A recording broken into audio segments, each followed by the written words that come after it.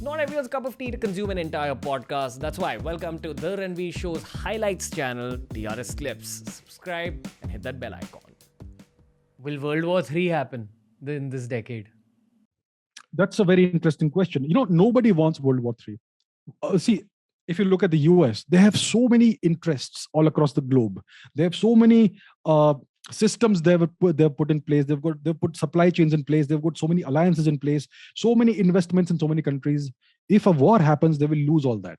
So they don't want that to happen. It's going to be a terrible financial and economic blow for them, any kind of war. Similarly, for the Chinese, they have built up so much since the 1980s. They have their economy has grown multiple times, right? I mean, in the 1990s, their economy was the same place as India's is today, 3 billion. Today, it is $17-18 billion, 6 times, right? So they have grown so much. They have built so much of their country. If there is a war, they stand to lose everything. So they don't want a war. The Americans don't want a war. The Russians don't want a war. We also don't want a war. We are a growing economy. We don't want that to be disrupted. We already had 3 lost years, the pandemic. So nobody wants a war. So today, in the 21st century, wars will be fought by other means. You will have cyber warfare. You will have information warfare. You will have disinformation warfare, misinformation warfare, social media warfare, propaganda, and very diplomatic warfare. Sanctions can be imposed on economies and destroy economies, like the Americans have done to Iran and so on, Yemen, etc. So these are the means by which countries would prefer to wage the wars. They don't want kinetic warfare, which causes destruction, because everybody has a lot to lose, right? Nobody wants a war. So I don't see a large-scale war erupting unless somebody messes up badly and miscalculates badly. So what we are seeing right now in the Donbas region is a very calculated move by Mr. Putin. He has been putting the pieces of the chessboard in motion, in place, since at least 2014, at least. Most likely a few years before that.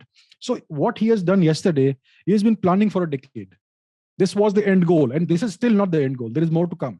So, but it is done in a way that it doesn't cross anybody's red lines, anybody's thresholds, and there is no actual warfare, actual country versus country warfare. You have sub-national warfare. You have these insurgencies and civil wars and all. That is okay. That will fine. Nothing more than that. So there are certain thresholds that nobody wants to cross. So I personally hope there is no large-scale war. I don't see it happening unless somebody miscalculates badly. People do miscalculate. If you look at the record of history, it's littered with examples of miscalculations, which we have seen in the 20th century, and we may even see now.